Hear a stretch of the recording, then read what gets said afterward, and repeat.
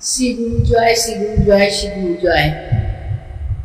প্রথমে আমি আমার কুলদেবতা গিরিধারী লাল এবং ভগবান দাদুর রাতুর চরণে কোটি কোটি প্রণাম জানাচ্ছি এবং শ্রী গুরু সঙ্গে সকল শিষ্য ভক্তদের জন্যে তাঁদের রাতুর চরণে মঙ্গল প্রার্থনা করছি।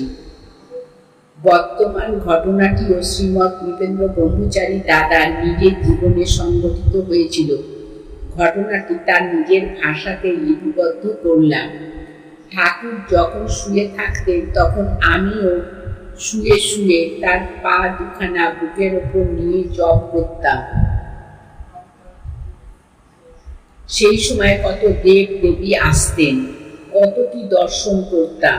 একবার দেখি তিনি তার আসন থেকে অনেক ঊর্ধ্বে উঠে গেছেন। কীর্তনের সময় যখন একসঙ্গে 12-13 ঘন্টা বসে থাকতেন আসনে, তখন সভার লোক দেখত তিনি আসনে বসে আছেন। এদিকে তিনি কিন্তু যথা সময় স্নান আহ্নিক সেরে আসতেন। এমন করে বসা অবস্থাতেই তিনি ঘুরে আসতেন নানা জায়গায়।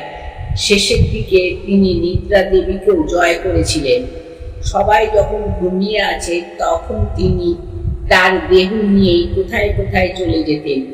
কত লোককে স্বপ্নের মধ্যে দেখা দিয়েছেন, আদেশ দিয়েছেন, কথাবার্তাও বলেছেন, এমনকি স্বপ্নেও তিনি দীক্ষা দিয়েছেন। আবার দেশের বাড়িতে এমন ঘটনাও আছে যে দুর্গা পুজো না করে কোনো বাড়ির শিষ্য ভক্তরা ঠাকুরকেই পুজো করেছেন। এই পূজার সময় তার চরণ ধোয়ানো হতো।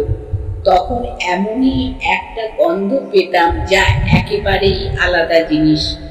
ভগবান দাদু এই রকমই রূপ ছিল, মানে বিভিন্ন ধরনের রূপ ছিল।